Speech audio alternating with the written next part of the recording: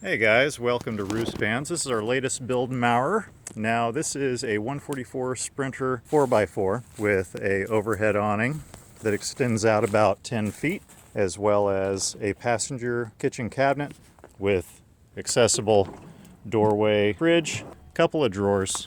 Pretty cool thing about this build is this really big kitchen table. 3 people can sit, eat, you can tighten it down. Pretty common product of the Lagoon table, but the way that we install it with our Roost Vans bench seats is great because we can get that location perfect. Now the loo box, it's a porta potty. How often are you really going to take a crap inside your van? Come on. You don't need a flushing toilet. Nighttime pees are great. First pee in the morning, great. You empty it when you're done. Keep it simple. We have our flip-up kit on our bed system that gives you access to a larger countertop.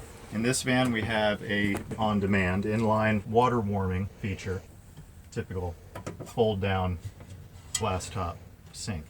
Now inside this cabinet we have our power station system, which is our Goal Zero 3000, and it's charged off the engine battery and then powers all of your power needs in the van. Then you have all your overhead lighting controls. You have your dimmable awning light. Of course, inside the van we have our heater right on our control panel, along with our awning control and USB charging for cell phones and other small electronic devices. Everything in your garage is easily accessed with our flip-up kit, and in the back we have some reading lights for while you're in bed, our 20-gallon over-the-wheel well water tank where we have inlet for refill. Inside you can winterize and drain the tank as needed, and then you have, of course, your spray port that you could use to power a sprayer.